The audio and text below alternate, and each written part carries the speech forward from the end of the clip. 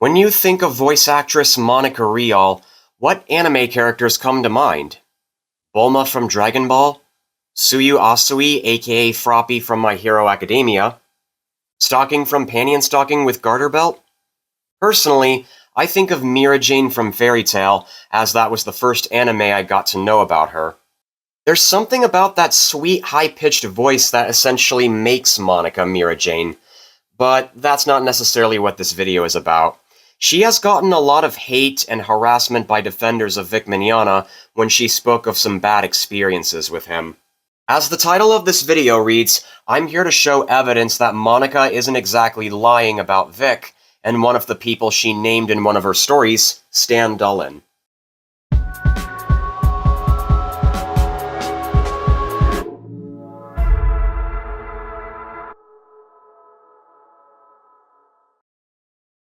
To help some viewers refresh their memory, or for those who don't know, when Dragon Ball Super Broly was released in the US on January 16, 2019, people started reporting about being victimized by Vic Mignogna. From unwanted hugs, unwanted kisses, cheek or forehead, whispering inappropriate things in their ears or groping them, which resulted in the hashtag #KickVic. Eventually, there was a private investigation, and Funimation announced that they were no longer going to work with him.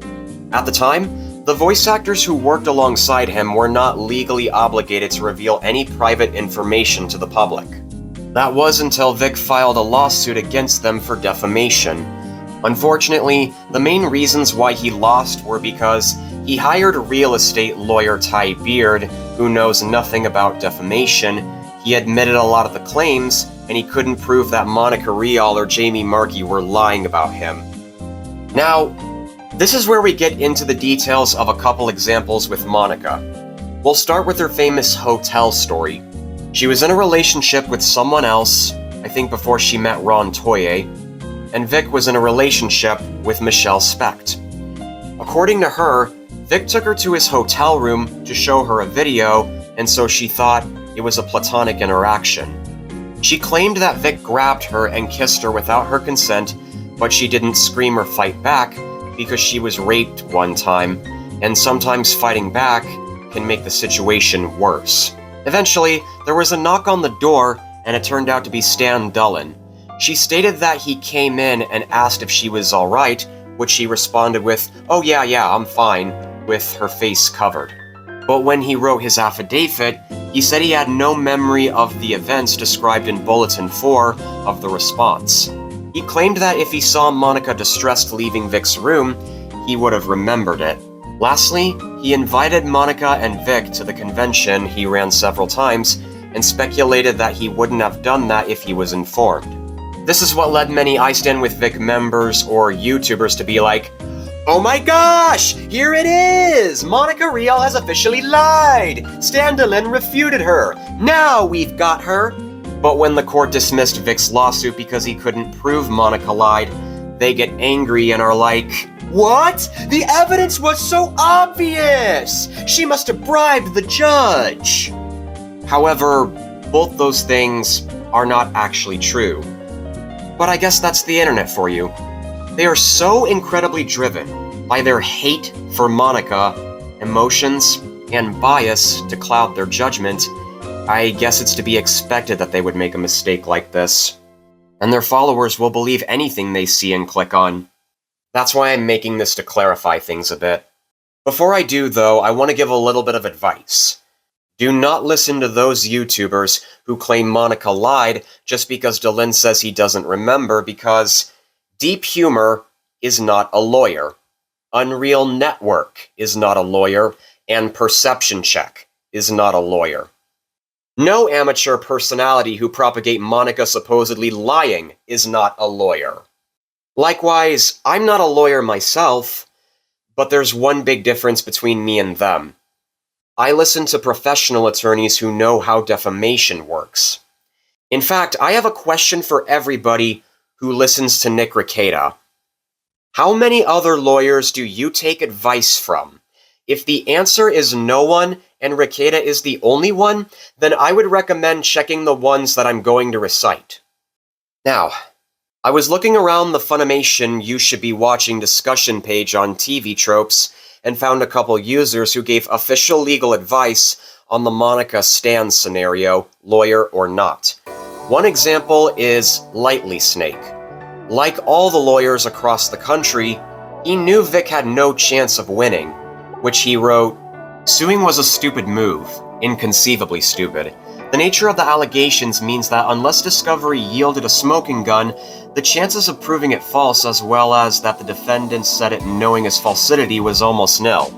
Not only that, but proving they caused most of the damages when those rumors have been swirling for years, if this ever got to trial, the lawyers would have eaten Vic Mignogna alive on the stand. I came into this knowing some rumors of Vic and thinking he was kind of a creep. I came away from it thinking he's a predatory scumbag, and the idea that so many people would ally just to destroy a past his prime voice actor is farcical. I see people blaming his lawyers a lot, and while his attorney was laughably incompetent, there's no way this case was ever going to get past summary judgment. For anyone who thought this would destroy Funimation, yeah, right."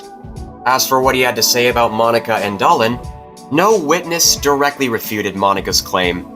She claims she was attacked by Vic in a hotel room and a knock at the door stopped it. Stan Dahlin is at the door and saw them after. Monica believed he saw her upset. Dahlin has no recollection of seeing her upset. This is not direct refutation. Another user who goes by Shaokin says this: "Stan never contradicted Monica's testimony. He stated he had no memory of what was described, which was that he knocked on a door and invited Vic and Monica to dinner. His speculation statements are legally worthless but show that he isn't disputing that Monica was in a room alone with Vic. In short, his affidavit is worthless and doesn't help either side." Later responding yet again, "Stan isn't denying Monica's claim, he's saying that he has no memory of them occurring and his speculation leaves them out of saying, well, I obviously didn't notice her distress because she was hiding it from me as per her own statement.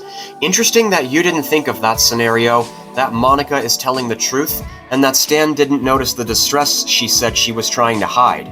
In that scenario, all that is required is for Stan to forget one night when he knocked on someone's hotel room over a decade ago. So you have misremembered the facts, which is Monica claimed one version of the events that Vic did not deny occurring, only that he didn't remember these events, and a witness who did not deny the events occurred, just that he had no memory of them occurring. Monica's claims are stronger as it is asserting something. The other two are weaker because they aren't disputing it. At no point do they say the words, "These events never happened." Twitter attorney Akiva Cohen wrote a thread explaining how poorly Mignogna's lawsuit was and addressed Monica and Dahlin. Also, I really enjoy that subtle shade about the Dahlin aff, which was submitted to say Monica claims I saw something, but I don't remember seeing it. Here's the thing. An affidavit saying, I remember that night clearly and the thing you say happened never happened is meaningful. An affidavit that merely says, you say XYZ happened several years ago, but I don't remember that says nothing meaningful at all. Because it doesn't rule out, yes, that happened, I've just forgotten about it since. Any competent litigator knows the difference. Reddit user Grotz45 explains how Dahlin can't testify Monica lied. He flat out admitted to what he's suing Jamie over and admitted to another incident with Monica, which just isn't good for credibility when you're saying she defamed you. And the closest thing he had to helpful evidence was an affidavit saying, I don't recall from Dahlin, which means said testimony is essentially worthless because if you can't remember seeing someone in distress, you can't testify as to if someone is lying. You see this consistent pattern? In a lot of cases like this, when someone says they don't remember a specific person or incident, then legally it's not counted as evidence to prove this or debunk that.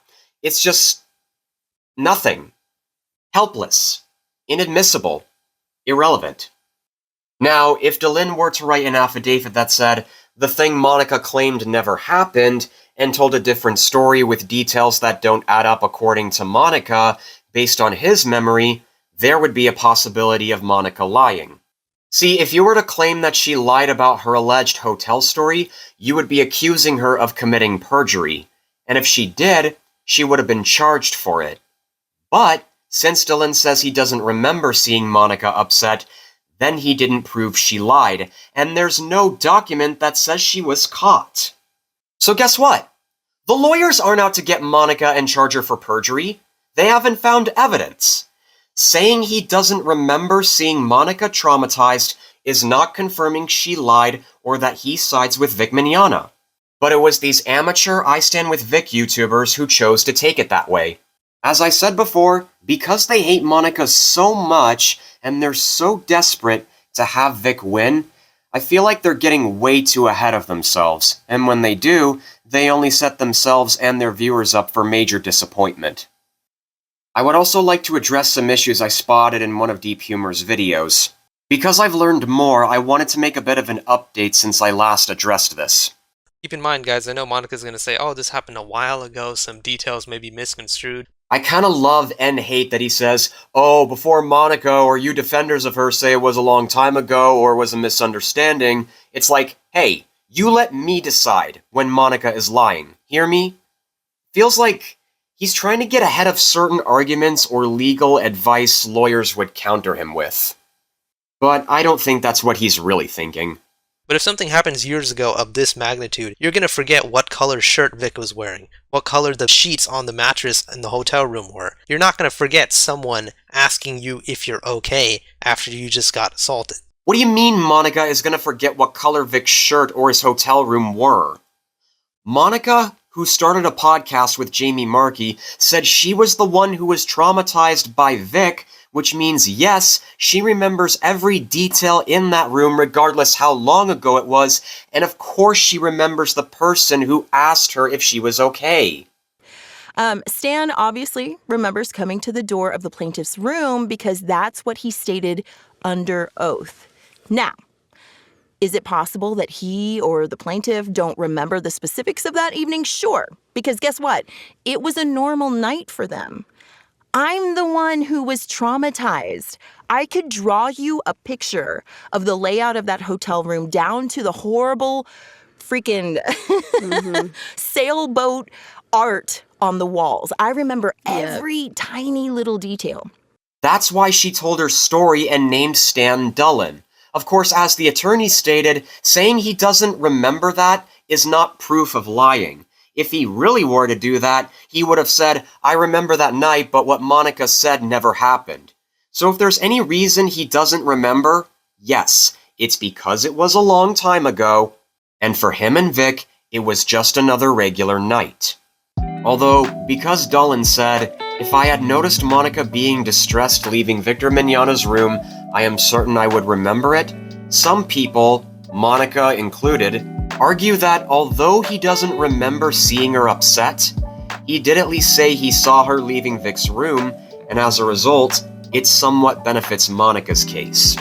I find it really telling that in Stan's affidavit, which is given under oath, like let's not forget, like this is sworn testimony when you do an affidavit, right? He states that he came to the room and he just couldn't remember whether or not I was upset. Okay, let me backtrack a little so that you guys are clear. He was never my witness.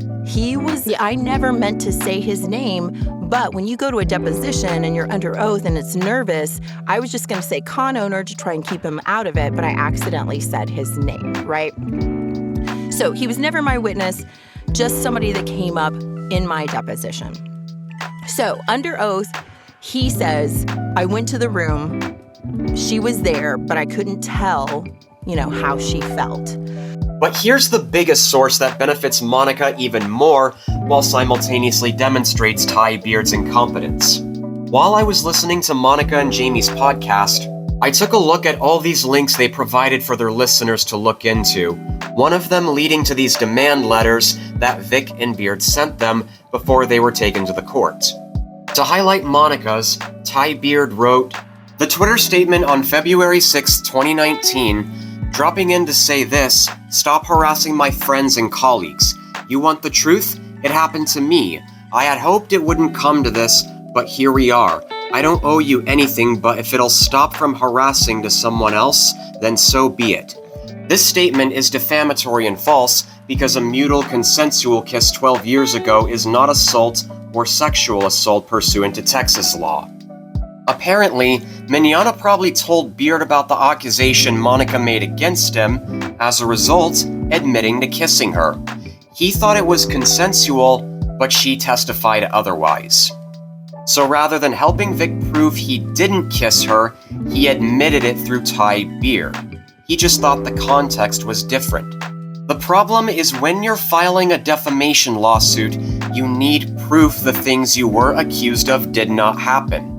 Similarly, Vic admitted that he pulled Jamie's hair, which he didn't think was harmful. He also made a fist into a tight grasp and shook it a little bit to show how he did it on video. On July 19, 2019, the court released a document called Defendant Jamie Marchi's Motion to Dismiss Pursuant to the Texas Citizens Participation Act. Plaintiff's lawsuit is an unabashed ploy to quiet his victims and is the precise scenario of the Texas legislator sought to prevent it when it enacted the Texas Citizens Participation Act in 2011.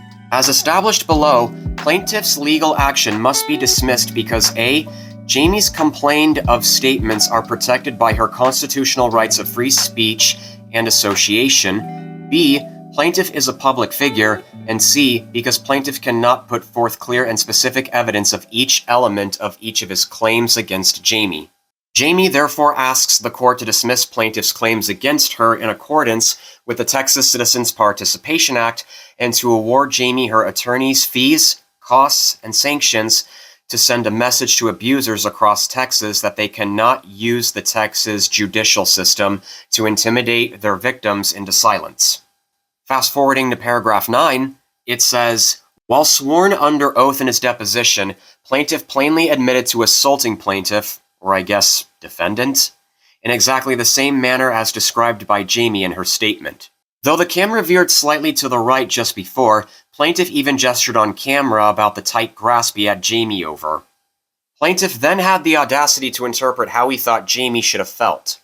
If plaintiff objects to Jamie's characterization of the hair-pulling incident, his appropriate course of action would be to have not pulled her hair in the first place.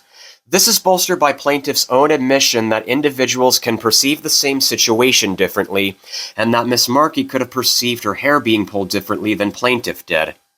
Nothing in this legal action or any other form can change the fact that what Jamie reported in her statement really happened, and that she has a constitutional right to speak out about it, a right which is protected by, among others, the TCPA. Basically, the court is saying it doesn't matter if Vic believes his actions were not harmful or sexual. If he's suing Monica and Jamie for defamation, then he needs to prove that he didn't kiss Monica or pull Jamie's hair at all. Unfortunately, Vic contradicted himself in two separate sources. He said that he didn't remember kissing Monica in his deposition. As we sit here right now before reading your response, do you have any recollection of any type of interaction in your hotel room with Ms. Rial where you kissed her? No, sir. Okay. And wrote an affidavit directly saying he never grabbed Jamie's hair, pulled it down, whispered anything suggestive or violent to her, and never pressed his lips on her ear. On September 3, 2019, a document called Defendant's Omnibus Objections to Plaintiff's TCPA Evidence was released, and paragraph 9 in Mignogna's affidavit was objected as an impermissible sham affidavit testimony and in contradiction to his deposition testimony, fails to establish basis for his personal knowledge as to what Miss Marchi considered sexually suggestive statements. The court sustained the objection and denied Mignogna's claim. Though Vic's affidavit didn't say anything about kissing Monica, the closest thing to that, which yet again contradicts his lack of recollection to his memory, and I would argue the demand letter of it, is paragraphs 2 through 7, saying he never assaulted anyone or any woman and never attempted to do so, never attempted to force anyone to hug him, kiss him, or engage with any sexual interaction, never fondled, kissed without consent, or inappropriately had contact with underage people or adults, never stroke, grab, or strike any female guest, staff, or acquaintance, and never had sexual contact without anyone's consent. These were also objected as impermissible interested witness testimony and factual conclusions and sham affidavit testimony to the extent such as used to contest allegations made by Miss Marchi or Miss Rial in contravention of his prior deposition testimony. Both objections were sustained, and paragraphs 2 through 7 have been denied. So, to review how Vic has handled his response to Monica's accusation, first he admits to kissing Monica in a demand letter, then he changes that in his deposition, saying he doesn't recall kissing her, meaning he can't testify she lied, and finally, he says he never kissed anyone without their consent or inappropriately, Monica included. It's such a common thing, though. They lean on this one all the time, and sucks. it blows my mind It really that they're going to sucks. listen to this dude Yeah. who validates what you're saying. Right, because he literally said, I went to the room, she was there, but I couldn't tell how she felt. Now, though, this is what's really ludicrous, and that people actually fall for this and believe it. Now he's gone on the internet and said, Of course. whoopsie, it never happened. But if it never happened, then why did you say that it did in sworn testimony? It's much like the plaintiff sometimes claiming the 2007 incident never happened, and then other times claiming it was consensual. Like, Right. I Which love one is how it? they like to say that my story changed. I'm like, what about the guy that can't decide whether or not it happened? Like, depending on what Right. article you read or what piece of whatever you read, like His it's different every deposition time. versus the affidavit. Yes, it's ridiculous.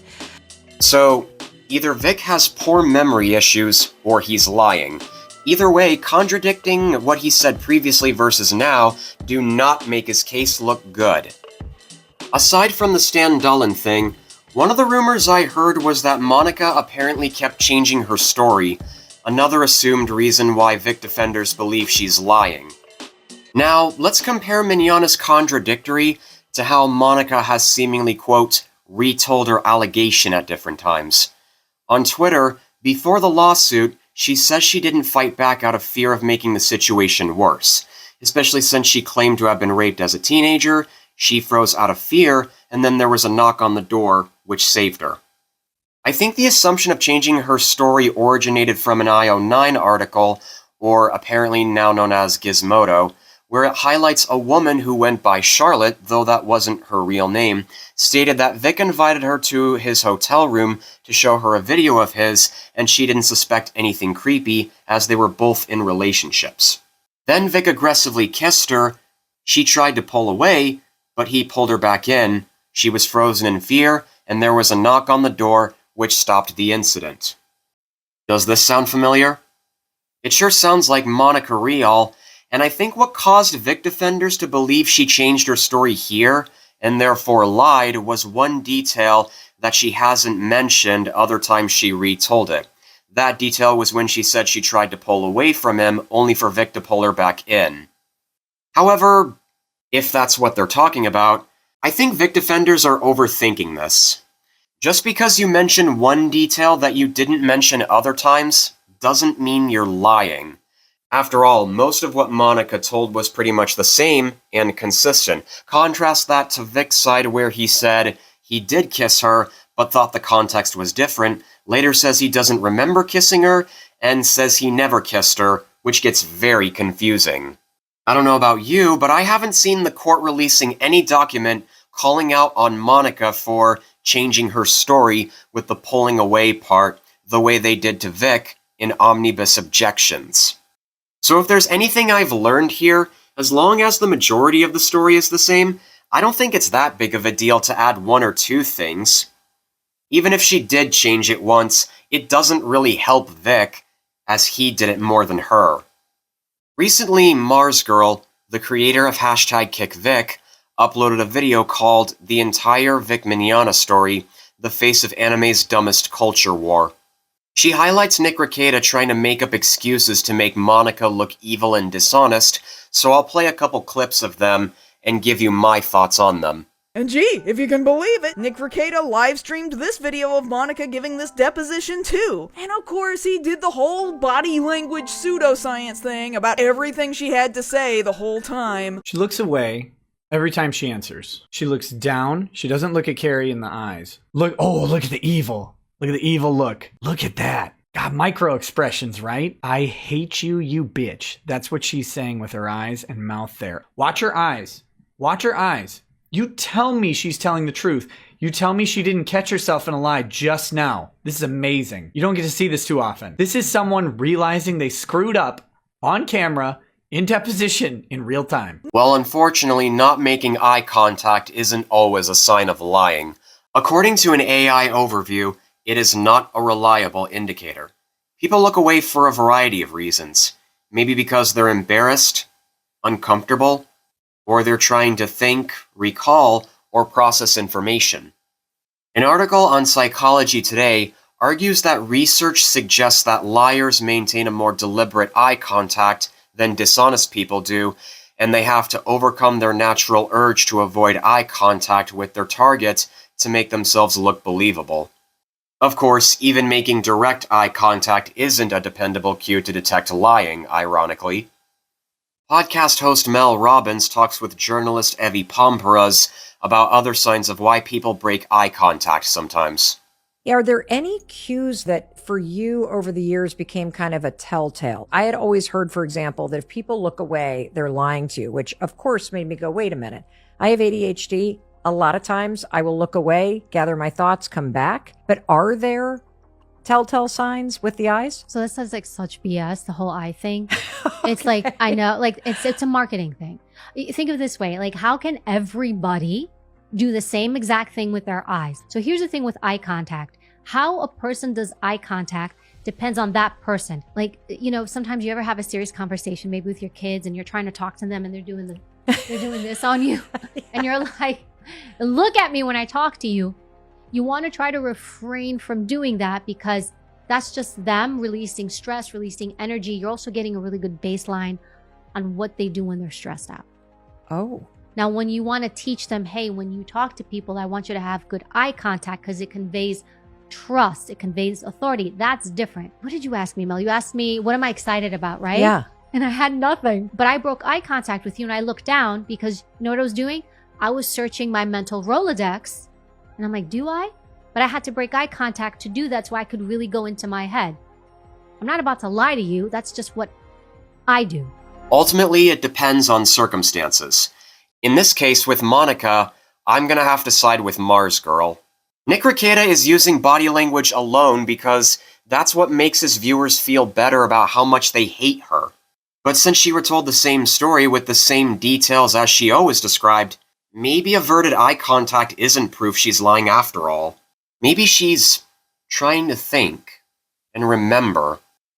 I would also like to add Mars Girl's analysis that there's a difference between a patio and a balcony. Nick is also responsible for creating the narrative that Monica couldn't make up her mind in her story about whether the hotel room she and Vic were in had either a balcony or a patio. He went out there, outside of his room there was this little patio, and he was standing on the patio and he called Michelle. In all of Monica's deposition, she never describes this area of the hotel as anything but a patio, and she only says it twice, both times in the exact same sentence. At no point in time did she ever use the word balcony. You know who did use the word balcony, though? Stan rescues you and you all go to dinner. You don't remember where. Then you take a phone call and you're on Vic's balcony again? Nick uses the word balcony to describe what Monica referred to as a patio. The difference between these two things is so small that it shouldn't even matter, but it created the biggest, stupidest game of telephone where anybody who listened to Nick's live stream and then passed it on to other idiots in their circles now says that at some point in time, Monica described whatever this outdoor area of the hotel room was as a balcony. Then they started lying and saying that the hotel in question didn't have either patios or balconies, except you can easily prove that yes, it does have patios connected to the rooms. None of this shit even matters in the grand scheme of things, but all of these losers worked themselves up into such a frenzy over a thing they themselves got confused about that they suddenly started calling her a liar over a tiny detail that she never even said in the first place, thus throwing all of their trust and belief in any of her statements into question. Thanks, Nick. Though it may not be that big of a deal like she said, A patio is a paved outdoor area adjoining a house, while a balcony is a platform enclosed by a wall or balustrade on the outside of a building, allowing people access to upper floor windows or doors. So maybe, in this situation, it is important to differentiate one thing that Rekieta said from what Monica really said. Rekieta is the one that got all his viewers riled up with the balcony thing, and because he's displaying all this hate for Monica as they wanted, they chose to listen to him and blindly assume she couldn't make up her mind when all she said was patio twice. Honestly, I can't even think of a comparison to make with the assumption of Monica saying balconies or no balconies versus mentioning one little detail about pulling away from Vic kissing her on one occasion. It was just a one-time thing where she brought up the idea of pulling away from Vic only for him to pull her back, and so far, I haven't seen her add anything else to the portion of Vic kissing her or anything else, whereas the patio versus balcony versus neither was all Rekieta. Vic Mignogna, the man who filed a lawsuit for defamation, has to prove he did not kiss Monica, but he contradicts his side of the story 3 times, and Nick Rekieta is putting words in Monica's mouth. None of these are signs that she's lying. If anything, they're just twisting this whole case and confusing people with half a brain who are just curious about what's going on. I don't really have much of a choice but to listen to Monica and the lawyers who say Stan Dahlin couldn't testify she lied because of his lack of memory of seeing her upset. Not to mention seeing her leave Vic's room in general. If small things like this have benefited the opposing side in previous courts, maybe Monica is telling the truth. So, these next stories are different and aren't exactly related to the hotel story, but I want to talk about them to give more proof that Monica is not a lying monster. Enter the Twitter war with her and Stephanie Nadolny. I talked about this in my video, Monica kicked Todd out of Zenkaikon, happy to disprove, but for those who don't know, I recited a video clip from the same perception check lady who uploaded her latest Weeb Wars video in 2021. Also, for those who saw my last video on Monica, I just learned something new. On September 3rd, another DM leak dropped on Twitter, this time from Stephanie Nadolny, a voice actress most notable for her roles as Kid Goku and Kid Gohan in Dragon Ball and Dragon Ball Z. Sabbath is a bully who has been out to get those who don't run in his pack since day one. I turned down his advances, and ever since then, since like 2007, he has been out to get me and make my life miserable. That's a fake Facebook account created by Kiwi Farms user SirKJN. On September 5th, 2019, the user joined the site and already cleared up the confusing mess of a topic before Perception Check even uploaded her video. Yeah, it probably sounds crazy, and normally I wouldn't suggest relying on Kiwi Farms due to its doxing community, as Tybeard asked everybody there to attack the victims, but for this situation, this may be my only exception I have to make. But anyway, here's what SirKJN had to say. Hey Farms, from earlier with the second Stephanie Facebook profile with the full name, I want to let you know that is me. I was proving to Senpai's home that the very first Stephanie leaked DM to not fully believe it at first, till she has spoken out, as anybody can make a Facebook account and say something. To prove my point, I wrote the exact same message that was said with Senpai's name at the bottom. Nothing to go going against anything, just proving a point to maybe not believe the Stephanie leak first time. I made this Kiwi Farms account to let this be known. So they show the same DM saying that Sabbath was a bully, with a third text saying, "Hello, Senpai." It looks like somebody removed that and posted it on Twitter to make it look like Stephanie was making accusations against Sabbath. People weren't sure how legit it was until Stephanie's official Twitter account started liking some interesting tweets, including a few asking if the DMs were legit. She also liked Erica McCord's Twitter thread debunking Faisal's affidavit and a tweet telling Steph to talk to Nick about her sharing her story. Well, considering it's a fake profile, which apparently has been deleted since, it never was legit in the first place. Kick Vic preemptively started attacking her, including Monica Rial, who said she had felt betrayed.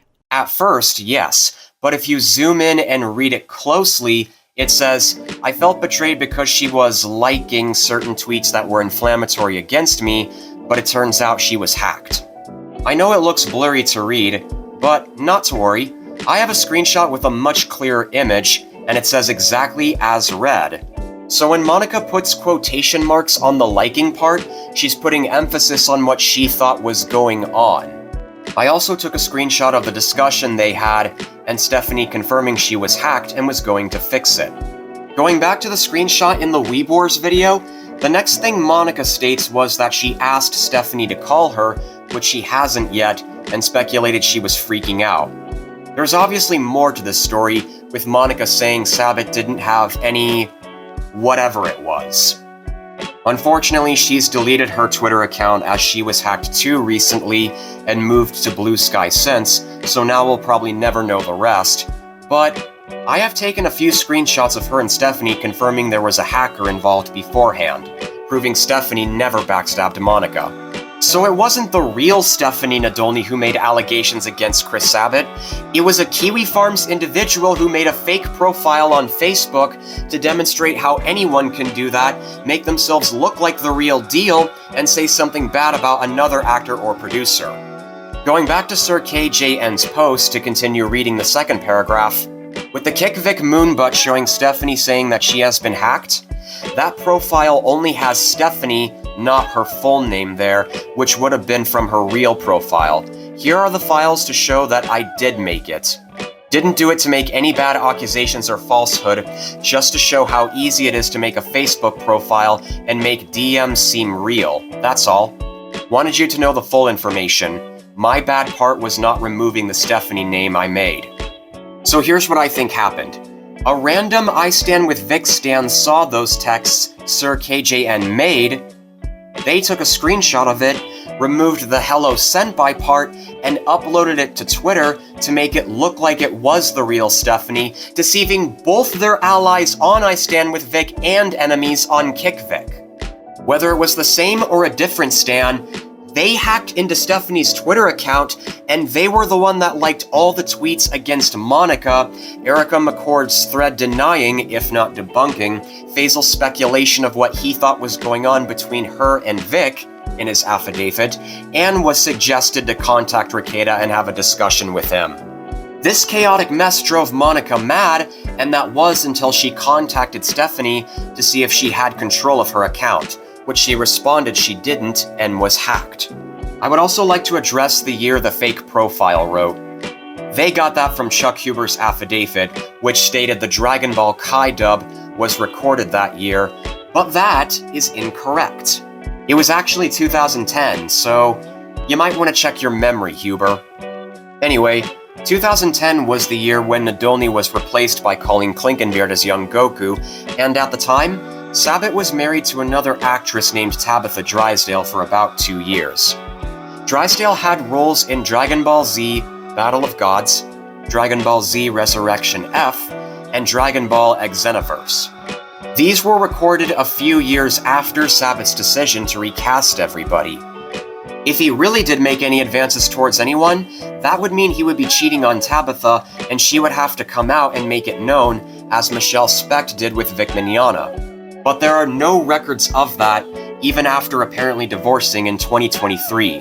And if you look at Sabat's Instagram page, he has 2 daughters and uploaded several pictures and stories about them, showing he's still raising them happily, healthy, and lovingly. Therefore, if Sabat was a predator, it wouldn't make sense to me that he would take his daughters with him. But for Tabitha, oh yeah, she wouldn't want them to grow up with a father putting a bad influence on them. Anyway, let's go back to Perception Check's video. She also feigned concern for Stephanie while slagging her in defense of Sabat. No, she did not. This says, please skip this post if you don't care about the drama. I have to correct this. In no way was I validating Stephanie's allegations against Sabat. I've known her for years, and she has never mentioned anything to me about Sabat. I was concerned about her arrest records getting out. This case doesn't involve her, and yet people decided to drag her into it and air her dirty laundry. It sucks, it's cruel, and you should be ashamed. She has not even confirmed that pic of the DM floating around was actually written by her.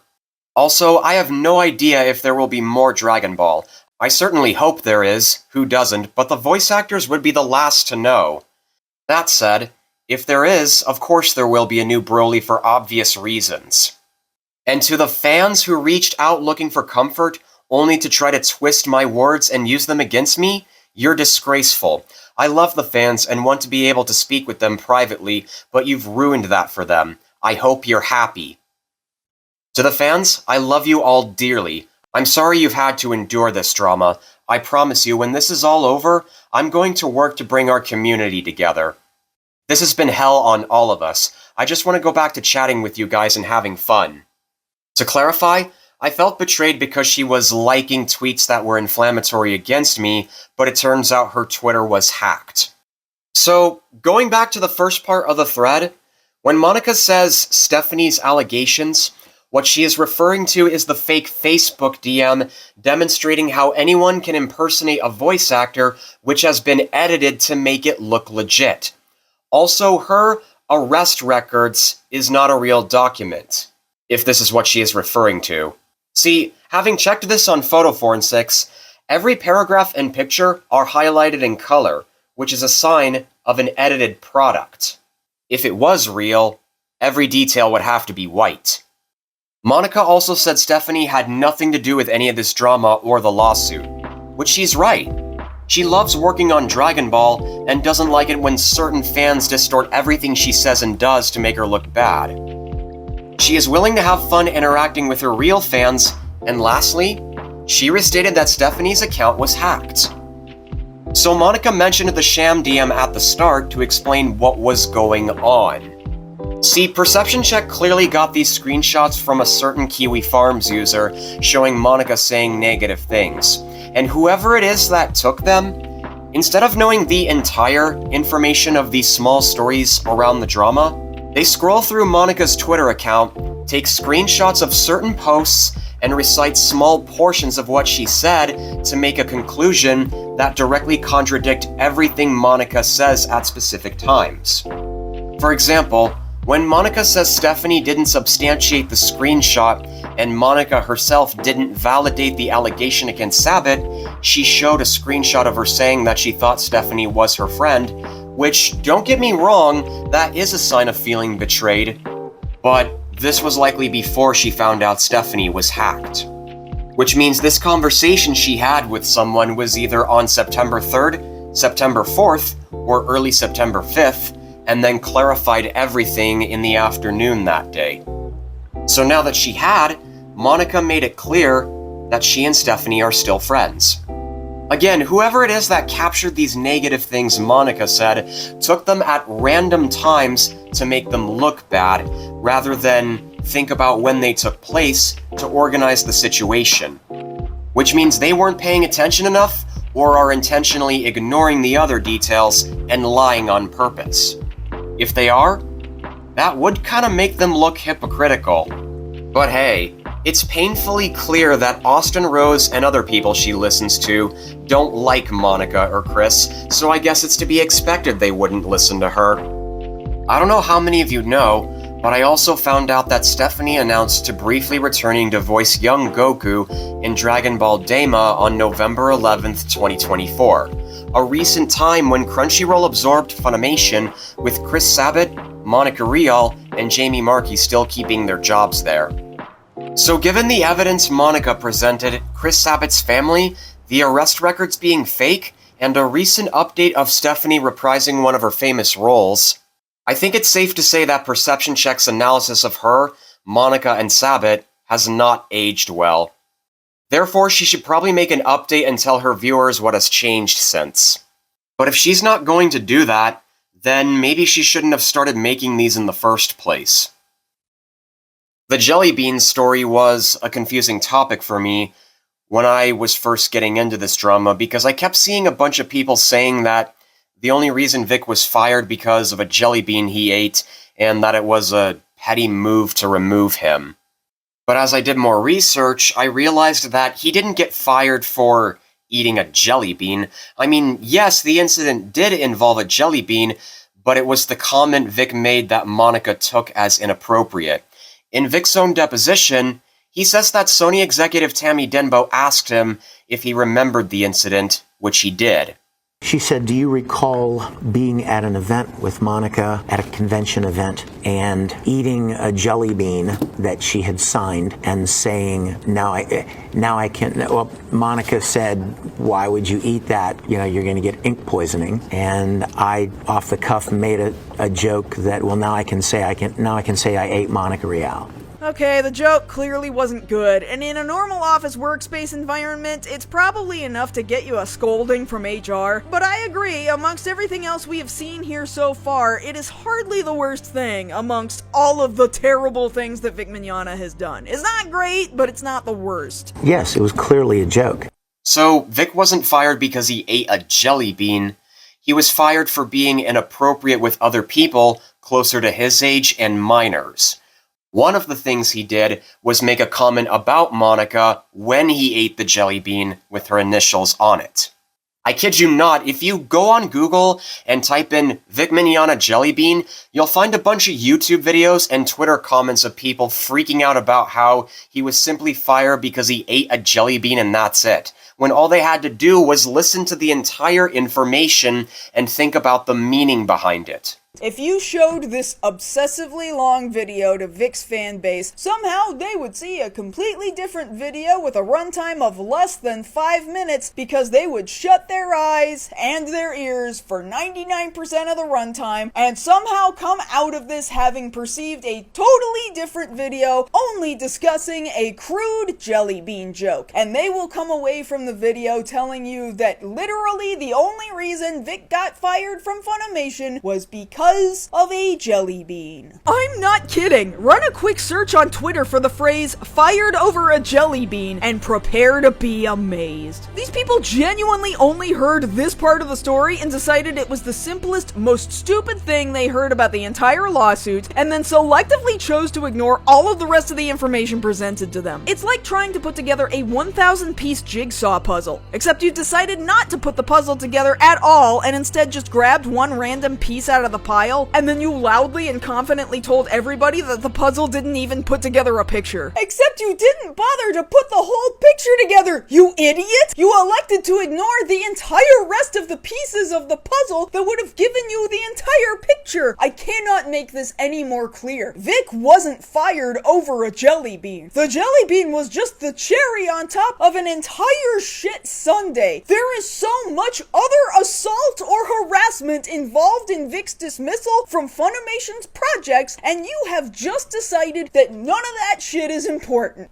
Even if some Vic defenders did get the entire information, I know some of them are probably going to say that there's nothing sexual about that, but if I were you, I'd think again. I tried Googling what it means when a man says he ate a woman, and it definitely had a sexual connotation to it. I don't know where you're watching this right now, but if you're in a public area right now, you might want to take your phone, tablet, or whatever to a more private place so I can give a brief explanation of what it's like.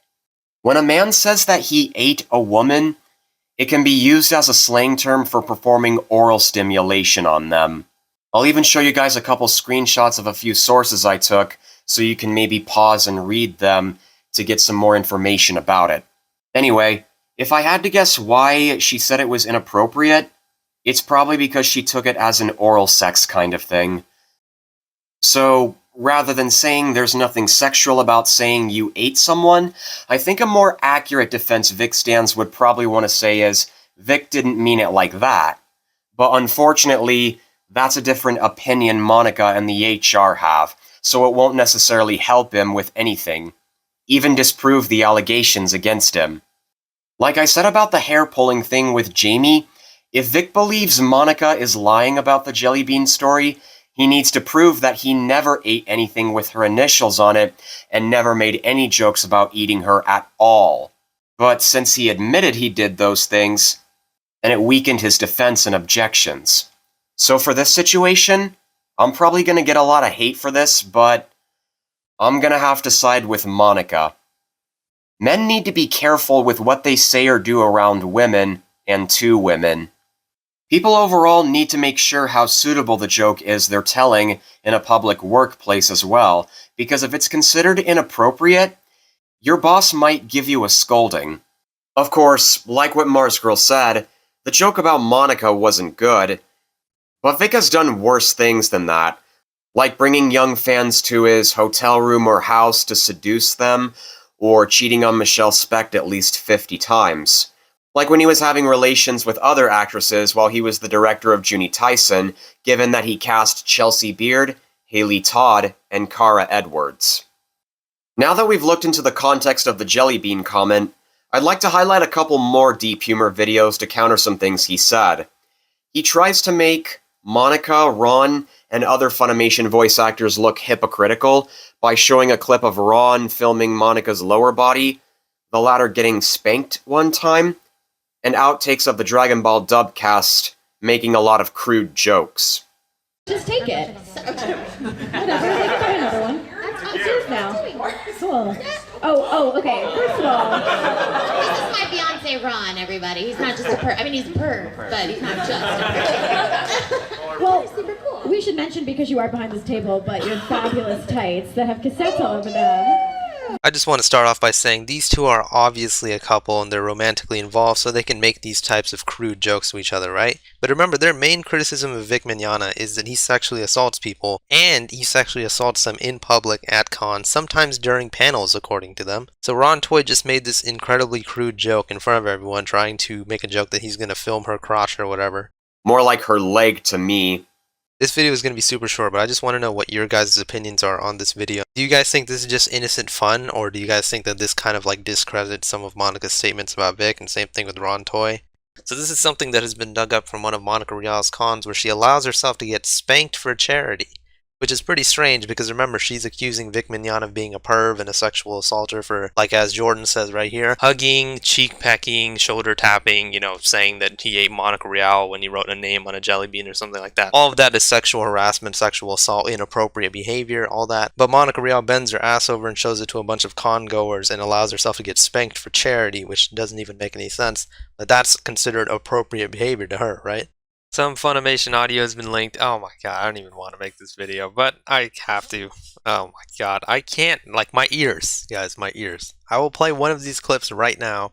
I will not play the rest because I don't want to hear them again. I do have one more request. It has to do with our training regime.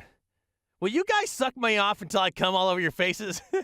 So yeah, these people who are trying to take the high ground against Vic, saying he's a creep or whatever, apparently they've recorded a lot of outtake audio where they're making jokes about, you know, homophobia, drugs, STDs, grape without the G. I mean, in literally one of them, Yamcha is getting graped by Piccolo. Oh my god, my childhood has just been absolutely eviscerated in the matter of minutes. This video is going to be really short because I just refuse to play the rest of these, but here's a tweet with all of them, and I will link this down below. There's one with Chi-Chi getting, oh my god, I don't even want to say some of these things, man. But yeah, this is pretty much like, I don't know, for me personally, I feel like this is like the final straw that Kick Vic had, and like their credibility has been absolutely destroyed now. Yes, these are private outtakes that probably shouldn't have been leaked, but just look at how badly it contradicts everything they've been saying over the past 8 months. So I'm not exactly defending Monica and Ron for doing these things, but first of all, if you pay attention to the first clip more closely, Ron at least stopped himself before he went any further to do something the con would consider to be crossing the line. Second of all, the fact that you just said the spank took place at a charity, an organization to raise money for people, that's different. Especially since she was the one who volunteered to get that. Also, I would argue this may have been at an 18+ convention. Plus, they only did those things once as far as we know. Whereas Vic has done a pattern of repeated behavior, and remember that he's done worse things than those, so maybe these aren't quite as comparable to the jelly bean or other things as Deep Humor thinks. Third, you'd be surprised to see that other Kick Vicers agree with how unnecessary those crude Dragon Ball comments are. One tactic that many people had started using was attempting to discredit Vic's victims and anyone who stood up for them by pulling up other things about them to prove that none of them were perfect people either. Part of this was spurred on by the lawsuit itself, wherein they tried to say that consensual photos between happy actors is totally the same thing as having to play along with a creepy guy that you'd rather not have to get along with because your job depends on it. Similarly, the lawsuit also brought up how sinful and disgusting Funimation was as a company because they released the disgustingly sinful anime Panty and Stocking, with the titular heroes played by both Jamie and Monica, wholly forgetting that 1, it's fiction, and 2, Vic was in it too. At one point in August of 2019, somebody forwarded Nick Rekieta some unreleased audio of a bunch of the Dragon Ball Z actors just sort of dicking around in the booth, with some of that audio being admittedly pretty damn crass and offensive, and at the time it made an incredibly huge pop online. I'll share some of that in just a second, just as an example, although admittedly, I definitely don't feel like I can play some of the worst parts of it. Just to prepare you though, none of this was at all in any way officially attached to any official Funimation or Toei project. There's no video to go along with it. It's not even one of those crazy outtakes reels you sometimes get on DVD or Blu-ray. It's just a bunch of actors fucking around and saying crazy shit as their characters, probably recorded in the mid to late 2000s. Okay, well, here's just a handful of examples of that audio. Popo, come closer. I feel my time is near, and I've never been with a man before. Apply the sacred ointment, Popo. Oh, yes, Kami. Well, you know, I wouldn't keep anything from my fans. Not even this gorgeous cock. Yeah, I'm carrying a few extra pounds around myself. Not much time to work out. Keeping them happy is a full-time job. Especially that bitch on the right. God damn, are you trying to keep that bitch happy? It's impossible. I just give her food, I give her presents, I give her rings, I give her any... I'm sorry. Okay, we're back. Most of that is just, pretty fucking stupid. Some of it is funny, some of it definitely isn't. Some of the things you didn't hear included things like slurs to describe gay people, and yes, that shit absolutely sucks. But boy, did people have a lot of opinions about it at the time, and the biggest point of contention from people seemed to be that if Funimation staff and actors are fucking around and saying dirty things in the voices of their Dragon Ball characters, then that totally makes them as bad as Vic Mignogna, and thus they're all a bunch of hypocrites. I think what has made this to be a big deal is the hypocrisy when it comes to Vic Mignogna. If Vic Mignogna, that had never existed, if all that had just been gone, I don't think people were just like, oh my God, I can't believe they said this, ha ha, he he, and everything would have moved on. But no, that didn't happen. I think people are like, yo, we want our pound of flesh. We want our pound of flesh. What? Maybe you understand now after an entire video about all of the heinous shit that Vic Mignogna has done over the course of 3 decades, or maybe it's just me, but I sort of don't think that a bunch of dirty jokes spoken by voice actors is the same thing or equivalent to a guy who has repeatedly assaulted women and girls without their consent. These are wildly different things. Are you joking? I'm not saying the things all these actors said were great. I'm not giving them the okay to just shout slurs at people, but pointing out that a bunch of actors said uncouth things in a recording booth over a decade ago isn't suddenly going to make Vic Mignogna not a sex pest. I agree with Mars Girl. Saying those nasty things for a brief time and other things Monica did are not the same as Vic's numerous misconducts. These things may be crude in their own way, but they have nothing to do with Vic's behavior. This isn't a matter of, hey, no fair, Monica and other VAs get to do this but Vic can't, which voice actor is the worst, who should be fired, or that Vic isn't that bad. Remember, he admitted these stories existed for a long time, even before Ron and Monica were dating, just as much as he admitted doing them. As she said before, the jelly bean joke wasn't the worst thing he's done, but compared to Vic forcibly kissing Monica, that would be a disturbing violation of her boundaries. Now deep humor here is victim blaming Monica by showing clips of things that never had anything to do with Vic's lawsuit in the first place.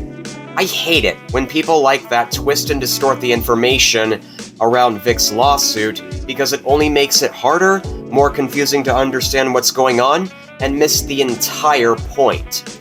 What's worse, he filed a 1,000 plus page document responding to everybody, and he does a 180 with his own affidavit, denying everything he already admitted, and objecting the Yost twins, Emmett Plant, his wife Nesha Perry, Mary Reese, and everybody's affidavits as just hearsay. It was supposed to be filed on August 30th, 2019, or earlier, but he ended up filing it on August 31st. Vic was forced to withdraw his own affidavit, along with Chuck Huber and Chris Sladosh. The court overruled his objections, accepted his victims' affidavits as evidence of Vic's character, and filed omnibus objections, striking various highlights Vic wrote, as most of them contradict what he said previously.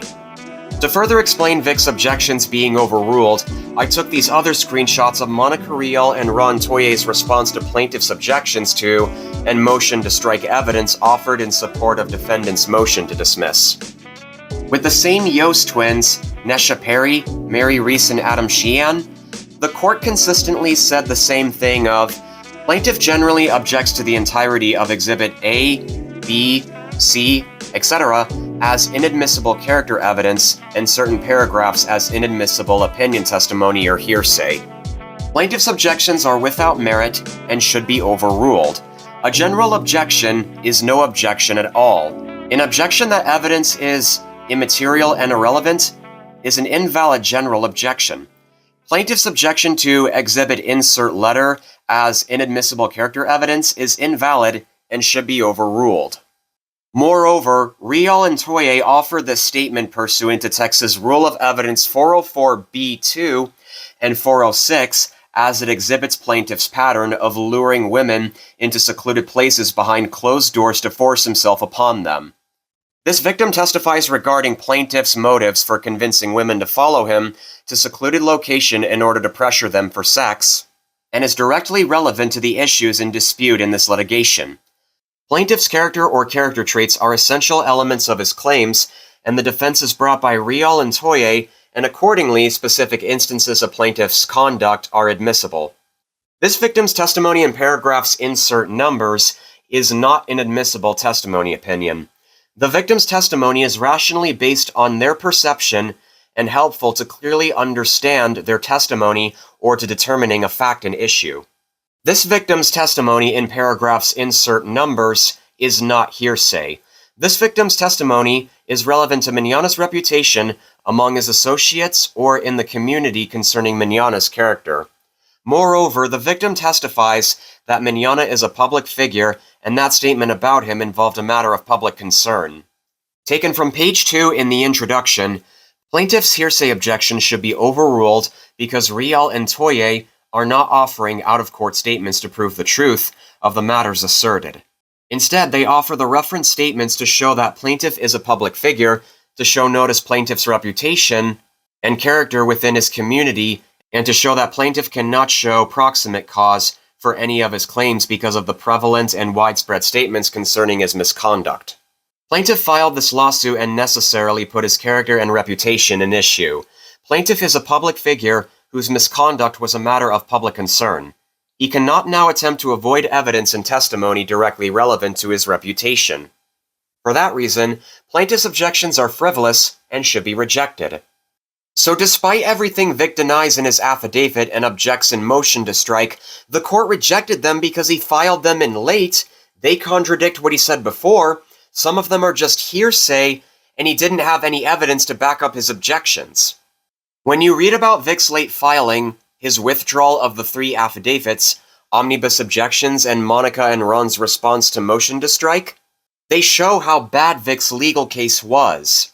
Every one of these documents were filed on September 3rd, 2019. Several things that Deep Humor never bothered to read and show his followers.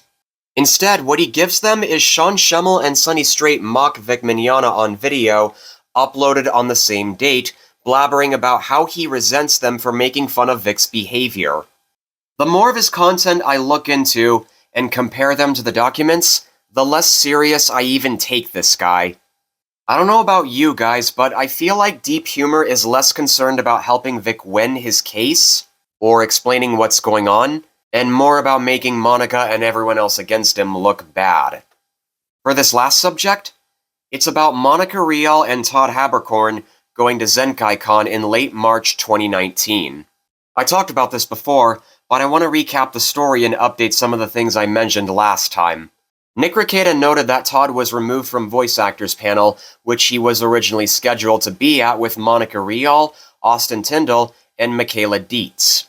Because Monica frequently talked about safety concerns on Twitter, Rekieta suspected she was responsible for having Todd removed. He tried to contact Todd for any official statements on that, but he never responded.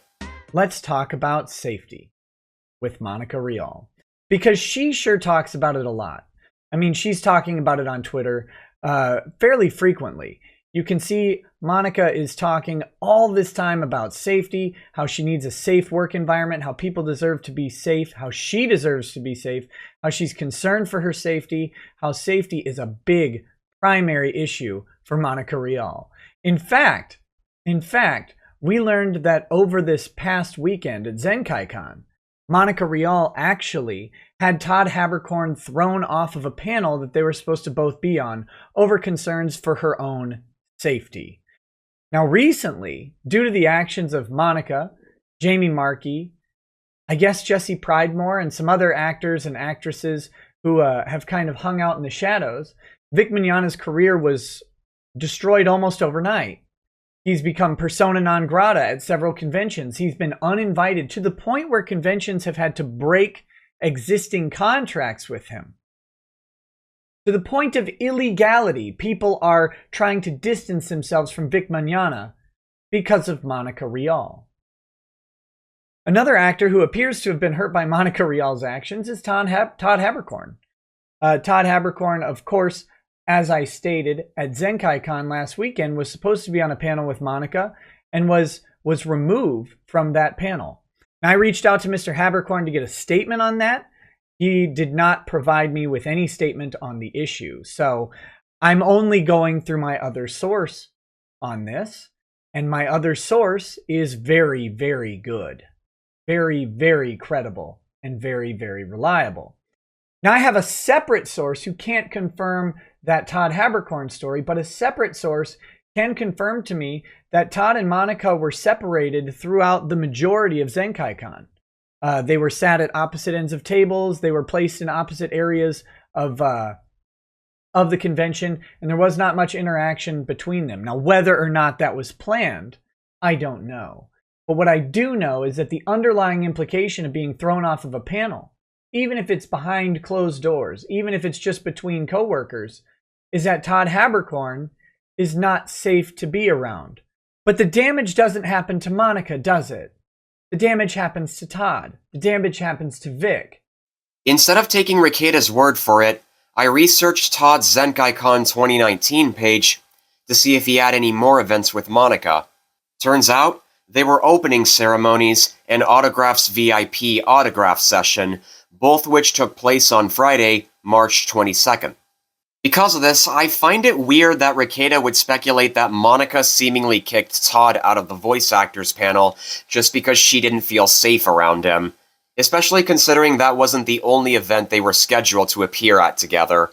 I think if she really felt unsafe around Todd, she probably would have canceled her entire appearance there, like she did with Kamehameha, as Vic was invited there too. In fact, on April 4th, 2019, when someone asked her of the rumor, Monica responded with this. I can at least see where they got the basis for that lie. I did ask to be removed from the panel, however they chose to pull Todd because his contract stated he couldn't do more than one panel a day, and he already had one scheduled. After that, no updates have been made, other than a bunch of bitter Monica haters wasting their time blabbering about how mad they are at her when it wasn't her fault. Going back to Rekieta's video, he mentioned Jesse Pridemore, who also had a story of being victimized by Vic as well. I started to wonder if that has anything to do with her story of getting raped by a friend of Vic's. The rumor is that Todd was the one that Pridemore was accusing. That was when he stood up and told a story about a night they had together, and it was consensual, leading Vic stands to believe that Todd is defending Vic from the allegations against him. However, if you read Jesse's rape story carefully, there is no mention of Todd whatsoever. She also admitted that she never wanted to name him because she didn't want to be alone when telling these stories. Even in Todd's Facebook post, he never mentioned Vic once. But he did repeatedly name someone called Adam. That turned out to be Adam Sheehan, who wrote an affidavit against Vic, where he said Funimation employees installed locks to keep Vic away from everybody, and that Vic lied about being close friends with William Shatner. On the last paragraph at the end, Sheehan noted that Vic was the one hurting Todd, not Monica. So one day I tried searching for Adam and Vic on Google, and I found a Twitter thread he wrote explaining his side of the story of the night Todd and Jesse had. It's a little long, but to save time, and I plan on covering the entire thing in a future video, he basically said he was shocked and confused to see that Todd would comment on Jesse's story, even though he wasn't called out by name. Though Adam didn't have much to do with that story, he decided to talk about what led up to it, since he was there with them. They were hanging out in a convention hospitality suite one night, and had a lot of drinks. Jessie drank so much that she lost her ability to make clear decisions. As much as Jessie is a grown-up and is capable of making her own choices, he blamed himself for not doing something to stop them. Adam reminded followers that he wasn't picking sides, as he knew them both for a long time. Jessie was the photographer at his wedding, and Todd was his daughter's theater teacher. At the end, he took a couple screenshots of DMs they had and posted them to show that he's not a Vic defender. One where Todd said that Vic was cancelled by a couple of big cons. One where Todd said that Vic gets away with so much, and has a young fangirl for a girlfriend. For this last one, Adam asked Todd if he was at a specific convention that he scribbled over. And Todd responds, "Man, I haven't been back since I defended staffers that Vic made cry and yelled at the head of staff for enabling Vic's diva behavior after he made the pregnant head of guest relations cry. That was 7 years ago." So how does Jessie respond to all of this? For those who read Todd's statement earlier today, here is someone who read it there. There's even more to this. More details I left out because I didn't want it to be too long, and experiences with him since that convention. Yes, I continued to talk to him. I was confused. I don't know if I'm going to add more, to be completely honest. I've had enough rape and death threats for that day, and I don't want to be in an endless loop with him forever. I was not conscious and therefore could not consent. Thank you everyone who waited. I've been on set all day. It's been a rough one. This hardly even sounds like going further into accusing Todd at all, considering she said she still spoke to him, and doesn't want to talk about this anymore because she's been through so much. In doing more research, I was reading the document Monica and Ron's motion to pursuant to the TCPA, and on page 280, I found some more sources to back up those screenshots Adam posted. In the link on paragraph 4, it shows a tweet Todd posted on February 1st, 2019. I have removed 2 of my earlier messages responding to a post from a peer in the convention community. I wrote them hastily and without properly thinking it through. As a childhood victim of sexual assault to... That's basically where it ends. And he linked his Facebook page to explain more of what he was doing. But unfortunately, it's now gone for some reason. But the link on the last paragraph is still available to look at. Todd confirms his rebuttal against Jesse Pridemore was simply about me and my situation, not Vic's. On February 19th, 2019, Rosa Louie contacted Todd and asked him what was going on with his response to Jesse. As an interesting aside to the hashtag #KickVic and hashtag #IStandWithVic debate, Todd Haberkorn says that his denial of Jesse Pridemore's accusation was specifically and only about his own situation. It was not about Vic Mignogna's. She wrote, "Hi Todd, I really hope this message isn't an imposition at all. Please know that it comes from a place of understanding at the complexity of the situation, and I don't mean any insult. A lot of people believe that your denial of Jesse Pridemore's post means that you're defending Vic Mignogna from the allegations against him, are a close loving friend of his, and believe accusers like Monica Rial to be lying. Is this true? A lot of people respect your reputation in the industry, and I feel that you could clear up some confusion if you spoke out, no matter who you threw your lot in with. Thanks for reading this. In response, Todd wrote, "Thank you for reaching out. Actually, my post was simply about me and my situation, not Vic's. I simply wanted to clear the record of my own journey." Oh! Well, what do you know? So the initial response wasn't about defending Vic, but about defending himself. To say that it wasn't him who raped Pridemore. In addition to Todd's clarification, let's go back to one of the DMs he had with Adam. Todd states that he defended staffers that Vic yelled at and made cry, as did Monica in her deposition. Something that Vic admitted to in his own deposition as well. And you had indicated you had sent Vic a couple of emails in the early 2000s. How many times did you try to address Vic's behavior with him? It was more than just emails. We spoke in person. There were several accounts where he made handlers cry, yelled at staff, and so I was usually they joked and called me the Vic Whisperer, so I would go and calm him down and try to deal with the situation. Organizers at conventions, meanwhile, shared stories of unprofessional behavior, such as overstating his panel time and yelling at staffers. Any truth to that? Occasionally. I don't know about you, but when I started thinking about these three scenarios, I felt like, okay, there is definitely something wrong with Vic. Since Todd said he doesn't defend Vic, and Rekieta said he hasn't gotten a response, I can guess why. It's probably because Todd was doing fine with Monica, and doesn't want anything to do with Vic anymore, as much as she doesn't. In conclusion for this scenario, I believe Monica is telling the truth when she said she had no responsibility of Todd getting removed from voice actors panel at Zenkaikon. So chances are Monica was likely talking about safety a lot because she got a lot of harassment from Vic stans, but it was just an opportunity Rekieta saw to take advantage of, rile Vic's fanbase up, and ask them to make Monica feel even more unsafe. Something along the lines of, "Hey Vic stans, Monica has been talking about safety a lot, and Todd Haberkorn, for whatever reason, was removed from voice actors panel. Can you please put the blame on her and make her feel even more unsafe? We're doing this for Vic, even though the money on GoFundMe is going to me and Ty Beard." So the damage doesn't happen to Todd and Vic, but rather Todd and Monica. Overall, I have a few more last notes. Monica Rial and Todd Haberkorn both said they defended staffers that Vic yelled at and made cry, which he admitted.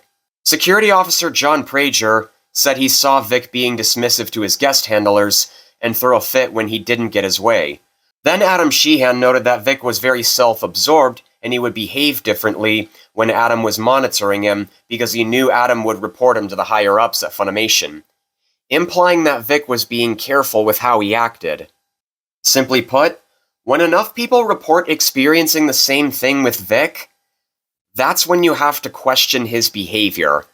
I know his defenders like to say, Vic was nice to me when I met him, but like what I said in my Chuck Huber and Terry Doty video, Vic can act one way to some people and act another way to others.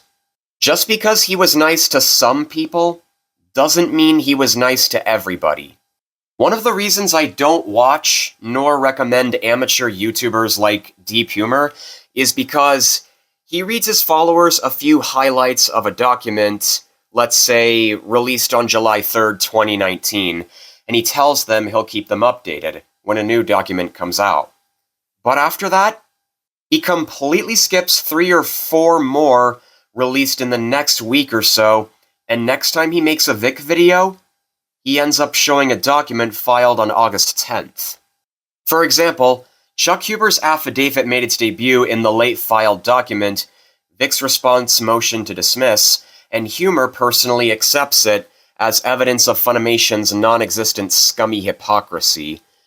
But when the notice of withdrawal and omnibus objections are filed on September 3rd, he doesn't take the time to read any of those and tell his viewers how bad this is for Vic. Another example? On February 13th, 2020, he showed the Court of Appeals announced Monica and Ron were late for filing their cross appeals, which was supposed to be January 27th that year, and the document he shows was filed on February 11th. Monica Rial and Ron Toy were actually late filing their cross appeals, and now they have to go and tell the court why. They have until the 21st of this month, and good point made by Kirst here. A lot of people who are Vic Mignogna's critics were criticizing Ty Beard for being late. Ty Beard is Vic Mignogna's lawyer, by the way, and I believe he was late filing some documents by like 30 minutes. That's not confirmed, I'm not too sure. Maybe some people in the comments can clarify what I'm trying to say, but yeah. Vic Mignogna's critics gave Ty Beard a lot of crap for that, so I would love to see what they have to say about this. So the full document says, "You are hereby notified that cross appellant's brief for Ronald Toy and Monica Rial has not been filed as required. You are further noticed that in accordance with whatever, cross appellant's appeal may be dismissed for want of prosecution unless cross appellants or any party desiring to continue the appeal files with the court on or before Friday, February 21st, 2020. Brief along with a motion reasonably explaining the failure to file a brief and the need for an extension." So not only do they have to file those documents before that date, in the next hearing they have to explain why they were late and why they deserve an extension, I guess. I would love to hear what they have to say about that, but obviously we're not going to get an audio recording of that. But yeah, it's pretty interesting. I know some of the stuff about Vic's case is slowed down on this channel, but I'm really trying to stick to actually making videos when there's an update to the case. There has not been much going on in the past few months. It is a court case. Most of it is going to be private. As for like the little arguments that happen on Twitter sometimes, I really don't care about that. That's not important to me. If people want to sit on Twitter and argue all day and say, oh, this person's this and this person's that, that's their choice, but I don't think it's worth making videos on. I would much rather cover the actual parts of the court case as opposed to focusing on that petty nonsense. But yeah, if they do not file their documents by February 21st, this could spell a lot of trouble for their court case, especially since we're entering appeals now, so things are going to be picking up from here. 3 days later, an unopposed motion requesting an extension date was released. Luckily for them, the motion was granted on February 18th, and the due date was changed to Thursday, March 19th, 2020. Yet another request for extension was filed on March 6th. It was granted on March 10th. The date was extended to March 31st, and it was filed right on time. But what's the next Vic video Deep Humor makes? Accusing Monica Rial of blackmailing a convention owner to uninvite Vic, which was uploaded on February 25th, completely skipping the February 14th and February 18th files. And I kid you not, I have tried to search his video history to find any new videos he made after that as hard as I could, and nothing. So this was literally the last Vic Mignogna versus Monica Rial video, and he hasn't made any updates.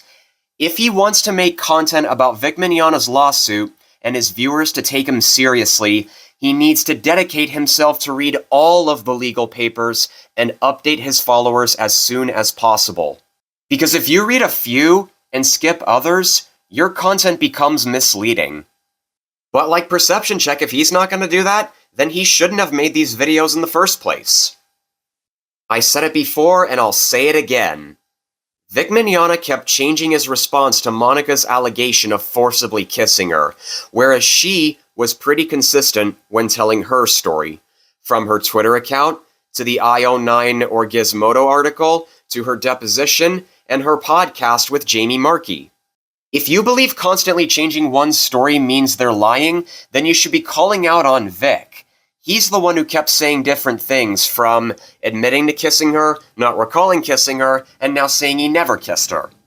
Everything Stan Dahlin says outside of the court has no relevance, as the legal document was the only thing the court has counted, and he's never brought up in any case inside it. That aside, I have to listen to the lawyers and conclude that Monica believed Dahlin saw her upset and not lied, because if I went that direction, then it wouldn't make sense to me for Monica to lie inside of the court, but prove something outside of the court. When I watched Perception Check's latest Weeb Wars video, I compared Monica proving Stephanie was hacked to her supposedly lying about Stan Dahlin based on the overall presentation, and as I did more research, it gave me a thought of, So we're supposed to believe that everything Monica says is just a lie because she and others thought the hotel story was debunked based on nothing but Dahlin alone says? But when Monica has evidence that Stephanie was hacked, we have to ignore that and take the betrayed part at face value? Just so we can say, hey, look at this? Monica says Stephanie betrayed her? She got what she deserved? Honestly, words cannot describe how much I hate that kind of concept. I mean, it's not like Vic is any more honest. He's been caught deliberately lying or just contradicting himself out of poor memory issues and laziness way more than Monica. Can you put a monetary value on that? No. But you did, though! You put a dollar amount of $1 million! Are you even real right now? I didn't want to do this. I sat by for 5 months and let these people destroy me online. I didn't even know what to do. I literally did not respond. I did not attack back. I didn't even defend. I just couldn't believe it was happening for 5 months. And when it got to the point where I had lost so much, I realized that my only recourse was legal recourse. I can't believe we're letting him get away with this lie. Yes, he wanted to do this. He always wanted to do this. He did not sit back for 5 months without responding. On January 19th of 2019, he was already chatting with his fan club on Discord about this whole debacle. On February 21st, he was making more open public statements on Twitter. He did this multiple times. We saw him go to anime conventions and talk about it in front of people in the real meat space. Hell, we know from that January 19th Discord chat that he was already looking into legal resources. That was only 3 days after the first big blow-up tweet from Han Leia. He's just outright lying here. In fact, I don't even know why he's saying this. This wasn't even the question. The question was, what would you need to know to put a monetary value on that? And suddenly here he is ranting about how he totally didn't want to sue anybody. There is so much Vic fucks up during his deposition, it's a little difficult to keep track of it all. There's just incredible pieces of information scattered all throughout this thing. Like how Vic at no point tries to show that he would denounce his fan base for at any point having called him the Führer. Do you know if your mother ever referred to you as the Führer? Not to my knowledge. Oh yes, she did, Vic. She very much did. Have you ever used this tactic in the past where you encourage your fan base to go and counter people that were speaking negatively about you? Not that I recall. Okay, so this is kind of a first-time event, right? This is a unique event. Boy, is that a lie! We've already covered several times where Vic, on camera in front of rooms full of people, would instruct people to fight his battles for him. Remember the young woman he sent in to fight with people on the Cosfu forums? Remember the times he said, "There are 500 of you. You have the power to stop that kind of garbage. Speak up." Him saying in his deposition that he has never done this before, quite frankly, is an outright lie. What is Discord? I don't know. I've never heard of I Discord. think it's an online thing. Is it not, is it like some kind of app or something? I don't know. What do you mean you don't know what Discord is? You joined your own fan club's Discord chat in January to tell them all to defend your honor on the internet and that you are making early plans to file a lawsuit against people. At this point, I'm really struggling to decide if Vic is genuinely just an oblivious, hands-off boomer who doesn't know anything about anything, or if he consciously makes decisions to remember as few things as possible so that he can theoretically be less culpable in anything anybody accuses him of. I honestly don't know! We'll just call her Arms Girl. She talks about Vic every day, and it's the only time she gets any likes on her posts. For any of your listeners or viewers out there, listen very closely to what I'm going to say. She doesn't even know me. She's never met me. We've never had a conversation. She doesn't even know me. Think about that. Let that sink in for a minute.